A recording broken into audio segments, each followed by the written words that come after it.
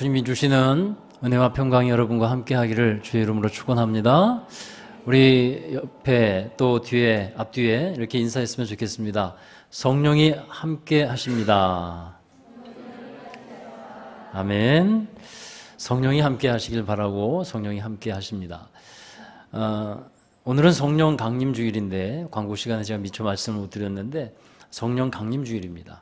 그래서 예수님께서 부활하신 후에 이제 오순절 때가 되었을 때 성령께서 임하신 것을 우리가 기념하고 또 기억하는 절기가 되는데, 여러분 오늘 교회에 들어오셨을 때 분위기를 어떻게 느끼셨는지요? 어떤 분위기가 여러분에게 감지되셨습니까? 어떤 분은 분위기가 뭐 좋다라고 생각하는 분도 있으셨을 거고, 어떤 분은 별다른 차이를 못 느끼고 그냥 무덤덤하게 들어오신 분도 있을 거고요.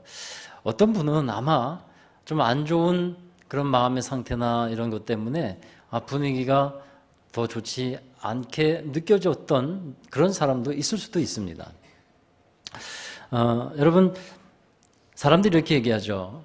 오늘 우리 집 분위기가 왜 이래? 또 우리 회사 분위기 참 좋은데? 아니면 그 사람 분위기 참 괜찮아. 자, 이런 얘기들을 이제 하게 되죠. 그러면서 자기의 이 마음에 느낀 점을 표현하게 됩니다.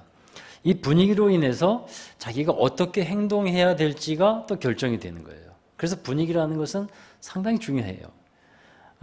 이 분위기는 사람에 따라서 다르게 느껴지기도 하고, 그리고 어떤 사람 때문에 달라질 수도 있습니다. 어떤 장소에 어떤 모임에는 그 사람이 들어가면 분위기가 아주 좋아지는 그런 사람이 있어요. 그러니까 분위기 메이커라고 하죠. 그 사람만 들어가면 안 좋던 분위기도 좋게 바뀝니다. 그런데 어떤 사람은 정말 특별한 은사가 있어서 그 좋던 분위기도 그 사람이 들어가면 어려워지고 힘들어지는 그런 특별한 은사를 갖고 계신 분들이 있어요.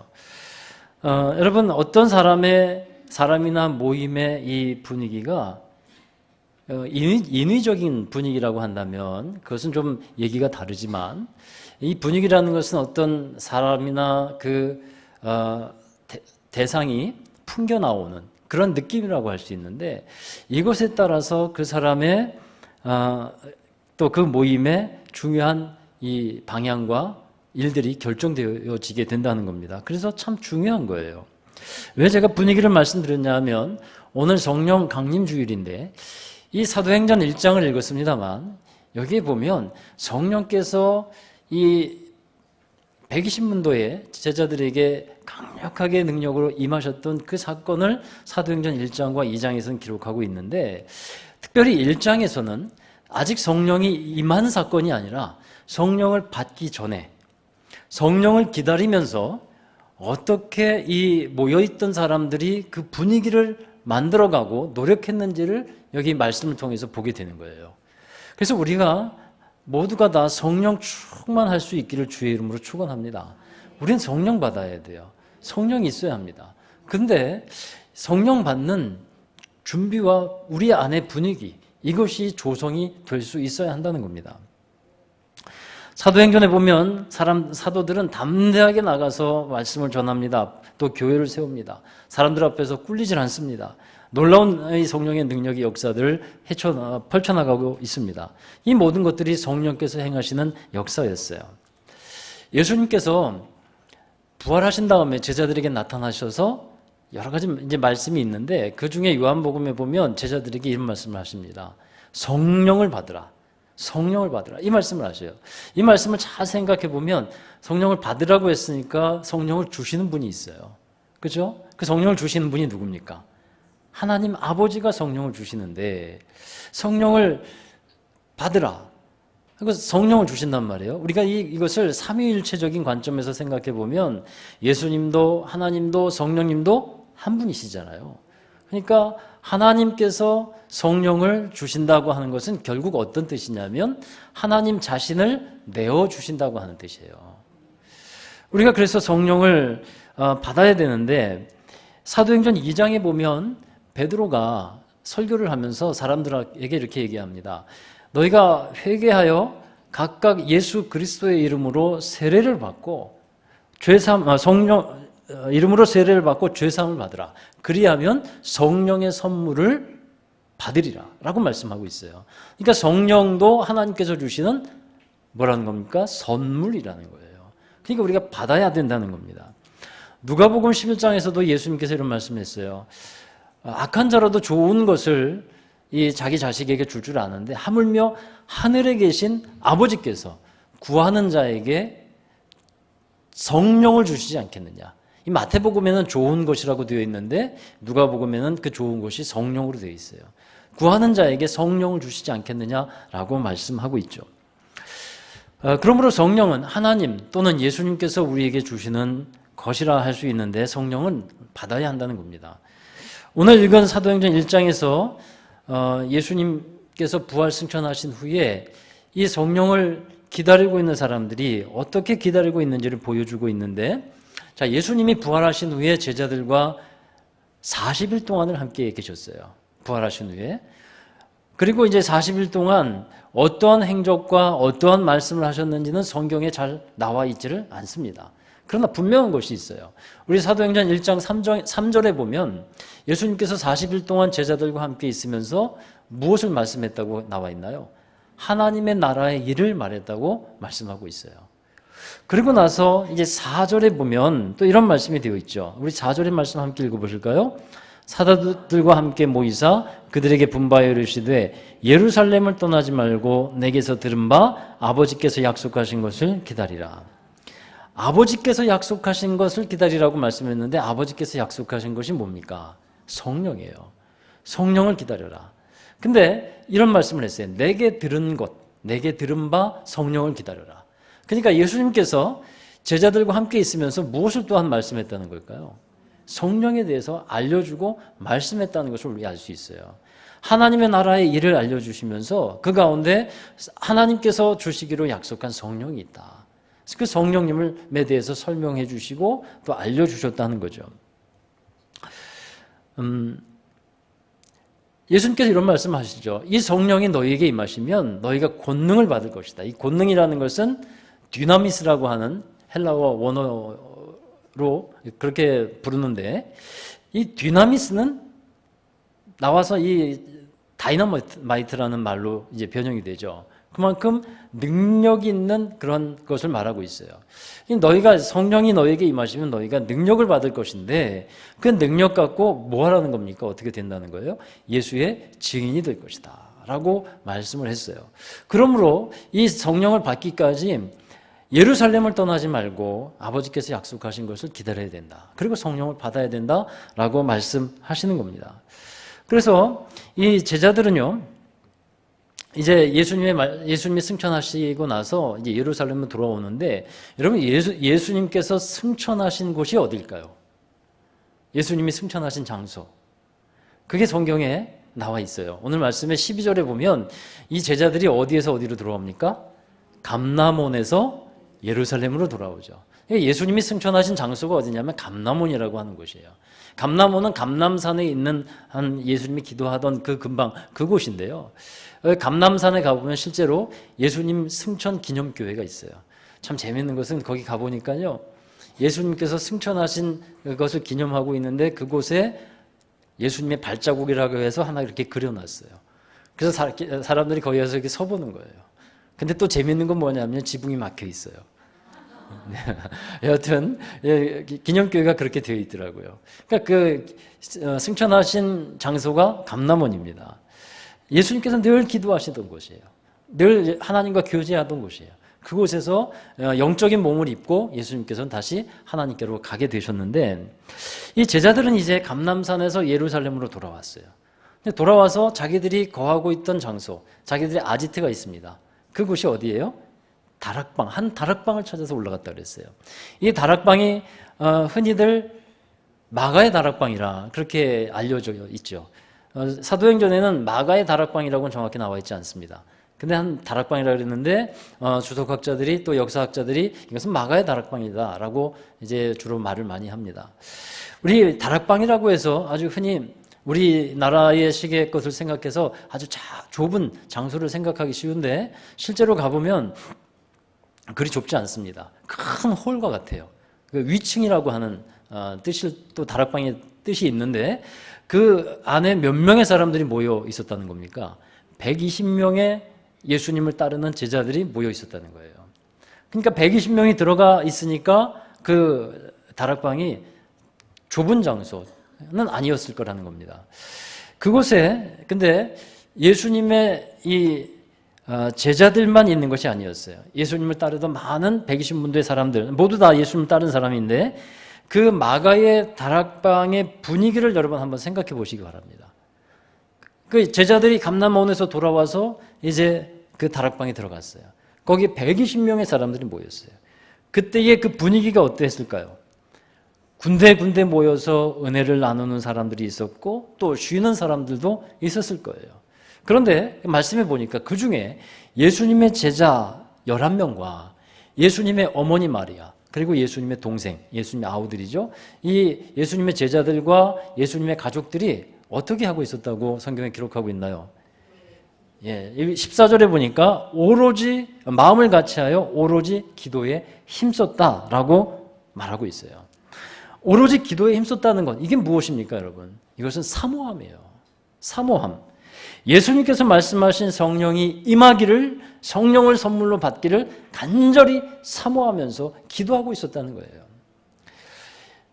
제자로 성도 여러분, 저는 여러분들이 하나님의 영, 성령으로 충만하게 되기를 진심으로 바랍니다. 그러기 위해서는 영적인 분위기가 달라야 돼요. 영적인 분위기가 달라야 돼요. 은혜를 사모하는 분위기가 인위적인 분위기가 아니라 은혜를 사모하는 그 분위기가 자연적으로 풍겨 나와야 합니다. 은혜를 사모하는 분위기를 여러분 느껴보신 적 있나요? 어느 곳에 들어갔더니 그곳에 은혜의 구름이 쫙 덮여 있듯이 공기가 다른 것처럼 느껴지던 그런 경우가 있었을 것이라 생각합니다. 한 사람 한 사람에서 뿜어져 나오는 영적인 향기가 있다는 거예요. 여러분, 교회에 가면 따뜻함이 느껴지는 교회가 있어요. 교회는 그래야 합니다. 여러분도 냉랭한 사람이 되지 않기를 진심으로 바랍니다. 여러분 솔직히 말씀 한번 생각하고 말씀해 보세요. 냉랭한 사람이 좋습니까? 따뜻한 사람이 좋습니까? 예? 누구나 다 100이면 100, 다 따뜻한 사람이 좋다라고 얘기할 거예요. 사람이 따뜻한 사람이 돼야지 냉랭한 사람이 되면 상대방도 힘들고 자기에게도 좋지 않은 거예요. 그래서 저는 우리 교회가 따뜻한 교회가 되기를 바라요. 여러분 아시다시피 세상은 너무도 차갑고 힘듭니다. 그래서 많은 사람들이 세상에서 그 냉랭함 속에서 살아오다가 지치고 힘들고 상처 입는 거예요. 그러면서 교회를 왔는데 교회에서조차 냉랭하다. 교회에서조차 차가운 분위기로 그렇게 만들어져 있다고 한다면 그 사람들이 어디 와서 힘을 얻고 어디 와서 위로를 받겠습니까? 하나님의 품처럼 어머니의 품처럼 따뜻해야죠. 저는 우리 교회가 그런 교회가 되기를 바라고요. 한번 여러분 자신에게 그렇게 말해 줄래요? 한번 따라해 보시기 바랍니다. 내가 따뜻한 교회입니다. 그리고 옆에 있는 분에게도 그렇게 얘기해 주십시다. 당신이 따뜻한 교회입니다. 아멘.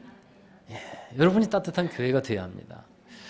여러분 영적인 사모함이 있는 교회, 그 교회는 영적인 은혜의 구름이 덮여 있는 교회, 그 분위기 가운데 성령이 임하시게 된다는 거예요. 그 조건이 지금 마가의 다락방 안에 가득 차 있는 거예요. 그리고 또 한 가지 성령이 임하게 되는 분위기와 조건이 한 가지 더 있음을 우리는 발견하게 되는데 예수님의 11 제자와 예수님의 가족들이 기도하는 가운데 베드로가 그 자리에서 일어납니다. 일어나서 120명의 사람들 앞에서 이렇게 얘기를 해요. 아마도 베드로가 기도하는 중에 하나님께서 계시와 확실한 말씀이 있었던 것 같아요. 그러니까 베드로가 일어나서 사람들에게 말하는 것이 이 내용인데 예수님이 12제자를 부르셨어요. 그중 가룟 유다가 예수님을 배반하고 자기의 직무를 버리고 제 길로 갔고 결국은 죽어버렸습니다. 그런데 이는 성경을 보니까 시편에 보니까 성경의 말씀을 응한 것이라고 이 베드로가 깨달아지게 돼요. 그러면서 이건 성경에 응한 말씀인데 이에 우리 중에서 한 사람을 세워서 예수님의 부활을 증언할 사람을 다시 채워야 될 것 같습니다. 우리 그렇게 합시다 라고 제안을 하죠. 자, 이 말을 들었던 120명의 모인 사람들이 두 사람을 추천하는 거예요. 여러분, 두 사람이 누굽니까? 요셉과 마띠아라고 하는 두 사람이 추천이 돼요. 그 중에서 나중에 보면 여러분 아시겠습니다만 누가 뽑힙니까? 마띠아가 뽑혀서 예수님의 12제자 반열에 들어가게 됩니다. 자, 그런데 여기서 우리가 궁금증을 가져야 돼요. 뭐냐 하면 왜 한 사람을 채워야 됐을까? 왜 한 사람을 채워야 됐을까? 그냥 11명으로 놔두면 뭐가 잘못된 걸까? 또 한 사람이 추천돼서 그냥 12명 채우면 좋을 텐데 공교롭게도 몇 사람이 나왔어요? 두 사람이 나왔네요. 그러니까 두 사람 다 채워서 13사람으로 만들면 안 되나? 11명이나 13사람 되면 뭐 문제가 생겨요? 근데 왜 한 사람을 채워서 12명을 채우려고 했냐는 거예요. 여러분, 이거는 이 궁금함의 대답은 12이라고 하는 숫자의 의미를 알면 됩니다. 10이라고 하는 숫자는 하나님의 백성에게 특별히 의미가 있는데 그게 뭐냐 하면 완전함이라고 하는 의미를 갖고 있어요. 이스라엘에 몇 개 지파예요? 12지파가 있죠. 예수님의 12제자. 다 의미가 있는 겁니다. 또 요한계시록에 보면 천상에서 예배를 드리고 있는데 24명의 장로가 있어요. 그래서 12 더하기 10이죠. 사실 14만 4천도 그 보면 12와 연관된 숫자인데 이 10이라고 하는 숫자는 하나님의 통치, 하나님의 다스림을 뜻하고 있는 숫자입니다. 그래서 11명의 제자는 온전하지 않다는 거예요. 12명을 채워야 하나님의 온전함 속에서 우리가 하나님의 통치와 다스림을 받을 수 있다라는 의미에서 12를 채우게 되는 거예요. 자, 여러분, 이걸 통해서 우리가 알 수 있는 게 있습니다. 어떤 사람이 성령을 받게 되고 성령 안에서 살아갈 수 있을까요? 믿음 안에서 더 온전해지려고 하고 신앙생활도 더 온전하게 하려고 애쓰는 사람, 그 사람에게 하나님은 성령을 주신다는 겁니다. 온전하게 노력하는 사람이에요. 여러분, 흔히 이런 말을 하죠. 하나님은 어디에나 계십니다. 그렇죠? 하나님은 어디에나 계십니다. 그런데 어디에나 계신 하나님인 걸 이 제자들이 몰라서 다락방에 모여서 있었을까요? 하나님께서 어디에나 계신 분인데 우리가 그걸 몰라서 여기 교회에 와서 예배를 드리고 있습니까? 여러분, 그건 아니잖아요. 함께 다락방에 모였던 것이나 우리 교회에 모여서 함께 예배를 드린 것은 성령의 임재를 사모하고 하나님을 사랑하는 그 태도와 그 자세가 중요한 거예요. 그 가운데 하나님은 성령을 부어주신다는 겁니다. 그러니까 온전하려고 했다는 거죠. 우리 제자로 교회 성도 여러분들이 더욱더 온전함에 힘쓰기를 주의 이름으로 부탁을 드립니다. 그러할 때 그 온전함을 힘쓸 때 그때 성령의 임재, 성령이 함께 하심을 분명하게 경험하게 될 것이라는 겁니다. 이런 온전함을 이루기 위해서 이제 마띠아를 제자로 뽑아서 12명을 채운 겁니다. 그런데 말씀을 제가 준비하고 본문을 묵상하면서 한 사람을 뽑기 위해서 두 사람이 후보로 나선 이 상황이 좀 더 궁금해졌어요. 결국 한 사람이 필요했는데 한 사람은 탈락할 것이고 한 사람은 뽑히는 거예요. 한 사람만 필요하니까. 그러면 여러분, 이런 상황이 될 수 있지 그냥 뭐 그럴 수도 있지라고 넘길 수도 있겠지만 그게 아니라 이런 어떤 걸 경험해 보면, 선거 같은 것을 경험해 보면요, 서로 편이 나눠지기 마련입니다. 한 사람이 추대돼 가지고 한 사람이 그냥 당선되면 아무 문제가 없는데 거기에 두 사람이 오면 한 사람은 올라가야 되고 한 사람은 떨어져야 돼요. 그러면 이게 선거 정국이 돼 버리는 거예요. 그러면 어떤 사람을 지지하느냐에 따라서 편이 갈라지게 됩니다. 선거는 다 똑같더라고요. 누구를 지지하느냐에 따라서 편이 나눠지게 되더라는 거예요. 그러니까 지금 이 상황이요, 어찌 보면 굉장히 심각한 상황이 된 거예요. 그렇지 않습니까? 한 사람이면 되는데 두 사람이 나와버렸어요. 그러니까 추천을 받았어요. 120명의 사람들이 누구는 마띠아, 누구는 요셉 이렇게 추천했단 말이에요. 그럼 한 사람이 이제 돼야 되고 한 사람은 떨어져야 되는데 이게 말처럼 쉬운 문제가 아니에요. 한 사람이 되고 나면 그 다음에 떨어진 사람은 그냥 아무 저기도 없이 상처도 없이 그냥 물러가면 좋겠는데 선거라는 게 꼭 내홍이 남습니다. 또 그 여운이 남아서 한동안 그 어떤 분위기가 있어요. 이게 서로 나뉘어지는 분위기가 되기 쉽다는 거예요. 후보가 된 사람들 보면요, 마띠아, 진짜 선거 유세를 하면요, 마띠아는 어떤 사람입니다. 또 요셉은 어떤 사람입니다. 이렇게 막 자기 양력과 어떤 업적들을 얘기할 거예요. 근데 성경에 그것이 나와 있어요. 마띠아는요, 하나님의 선물이라고 하는 사람의 뜻이에요. 근데 그 다음에 요셉이라고 하는 사람을 봅시다. 요셉은 더 그 설명이 더 잘 되어 있어요. 요셉은 바사바라고도 하고 유스도라고도 하는 요셉, 이렇게 되어 있죠. 바사바가 뭐냐 하면요, 바사바는 바라는 것은 아들이라는 뜻이고 아들이라는 뜻이에요. 그러니까 사바의 아들이에요. 사바의 아들. 그럼 사바가 뭐냐 하면 사바스, 안식이라고 일이라고 하는 뜻입니다. 그러니까 바사바는 안식일의 아들이라고 하는 뜻이에요. 왜 안식일의 아들이라고 이름을 줬을까? 아마 안식일에 태어났을 수도 있어요. 또는 안식일을 잘 지키는 신앙이 좋은 사람임을 말하고 있는 겁니다. 그리고 유스도라고 하는 것은 이제 옳다, 정의롭다 하는 뜻이거든요. 그러니까 이 사람은 별명이 유스도. 정말 의로운 사람, 불의를 참지 않고 의로운 하나님의 사람. 그런 사람이 바로 요셉이라는 거예요.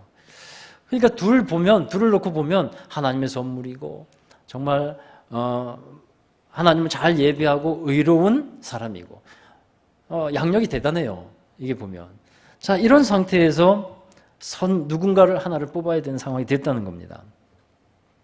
그런데 여러분, 이런 상황에서 누군가 되면, 한 사람은 떨어지면 편이 나눠질 수밖에 없는 상황에서 서로 반목하게 되죠. 나눠지게 되죠.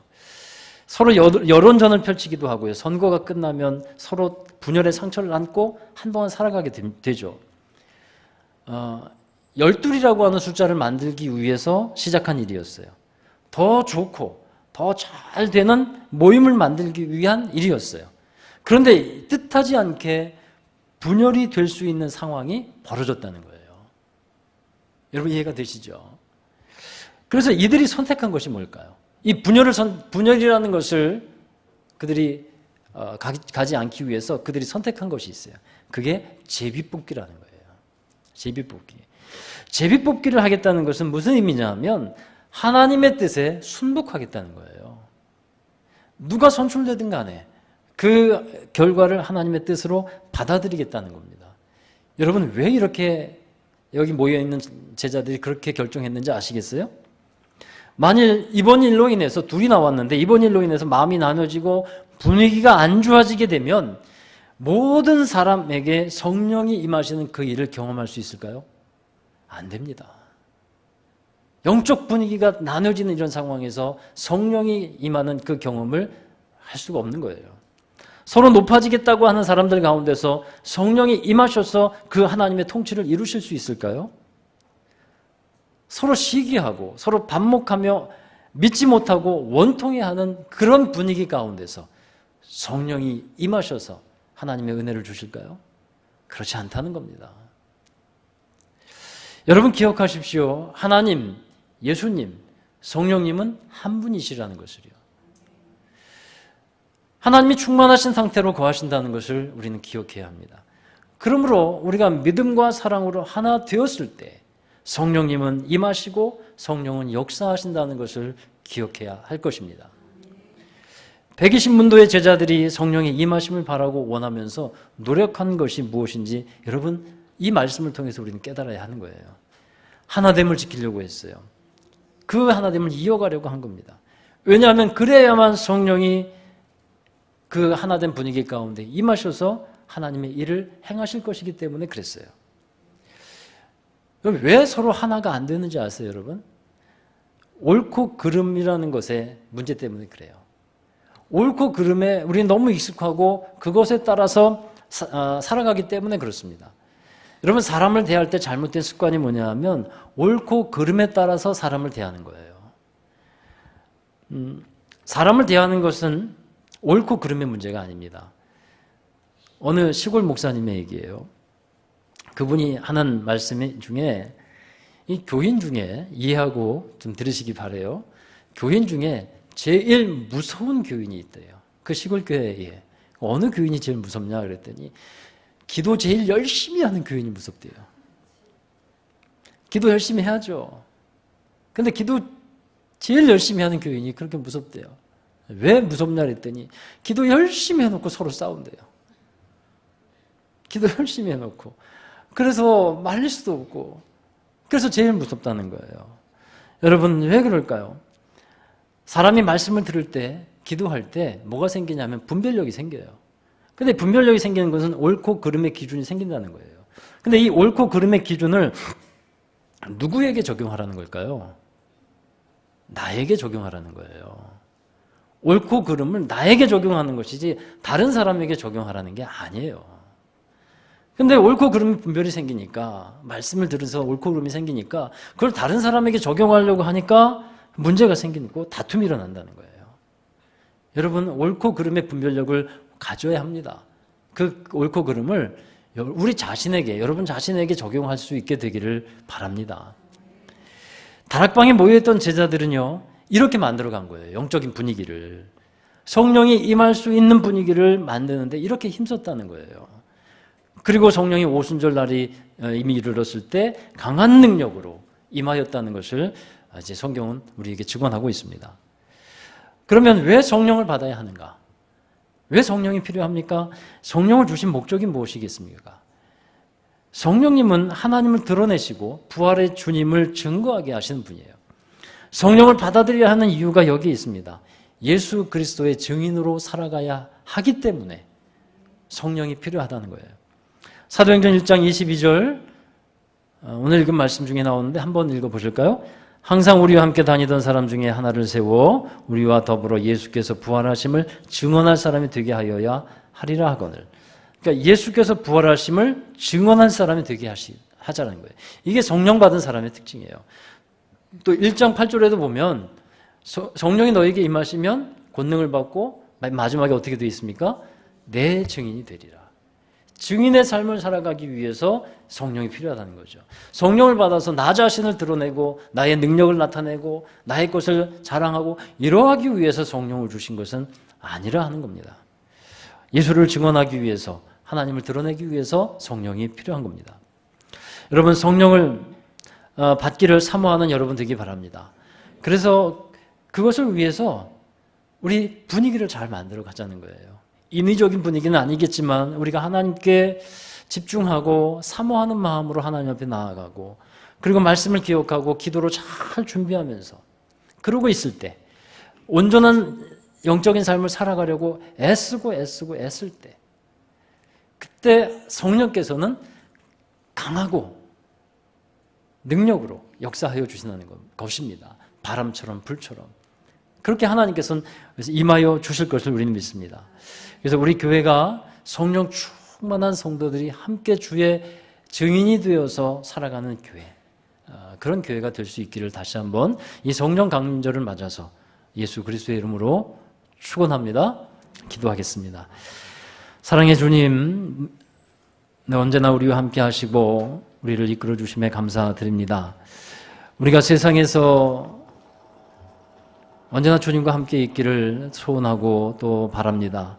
하나님, 또 주님의 능력으로 이 세상을 이기며 살아가기를 원하고 예수 그리스도의 증인된 삶을 살아가기를 또한 소원합니다.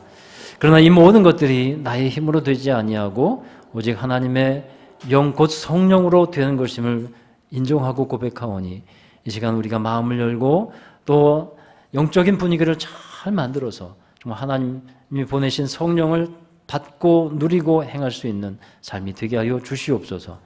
우리 교회도 하나님 성령 충만한 교회 되게 하시고 예수 그리스도의 증인된 교회로서 세워질 수 있도록 축복해 주옵소서. 예수 그리스도의 이름으로 기도하옵나이다. 아멘.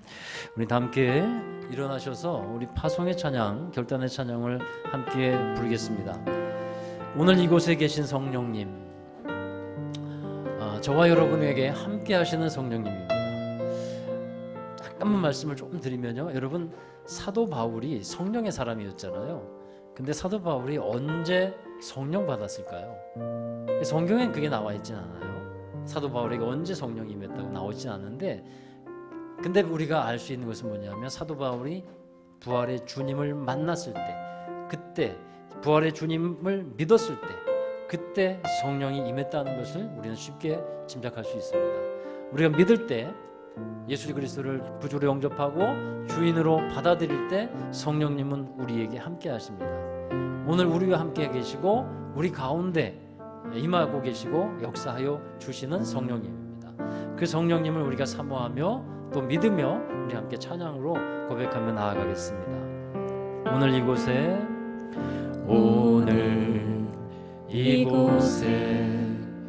계신 성령님, 우리에게 말씀하시고 우리를 가르치소서. 닫힌 우리 마음 열어주시고 주의 빛으로 밝혀 우리 인도하소서. 주님보다 앞서지 않고 겸손하게 주님의 말씀 기다리니 주님 손에 우릴 드립니다. 사랑으로 인도하소서. 오늘 이곳에 계신 성령님, 오늘 이곳에 계신 성령님, 우리에게 말씀하시고 우릴 가르치소서. 닫힌 우리 마음 열어주시고 주의 빛으로 밝혀 우리 인도하소서. 주님보다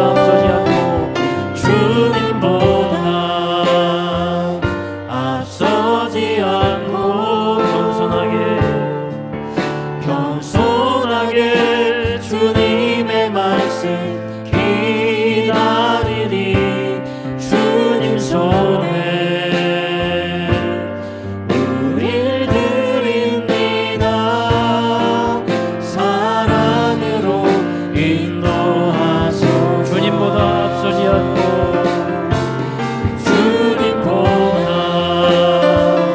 앞서지 않고 겸손하게 주님의 말씀 기다리니 주님 손에 우리를 드립니다. 받아주시옵소서. 우리를 드립니다. 사랑으로 인도하소서. 우리 함께 기도했으면 좋겠습니다. 우리 이 시간 성령을 사모하면서 오로지 기도에 힘썼던 주님을 기다렸던, 성령을 기다렸던 우리 제자들처럼 우리 사모하는 마음으로 하나님 앞에 기도했으면 좋겠습니다. 하나님, 내게 성령 주시옵소서. 내게 성령이 필요합니다. 주님이 필요합니다. 하나님 자신인 성령을 우리에게 보내주셨는데 우리가 그것을 믿음으로 취하고 또 그것을 받을 뿐 아니라 더 충만해지기를 원합니다. 그래서 내 생각이 주님보다 앞서지 않고 내 뜻대로 행하지 아니하고 주님의 말씀을 따라 행하며 주님의 나라를 살아가는, 그렇게 살아내는 제가 되기를 원합니다. 우리 함께 기도했으면 좋겠습니다. 하나님 사모합니다. 성령님 사모합니다. 임하여 주옵소서. 함께 동성으로 기도하시죠.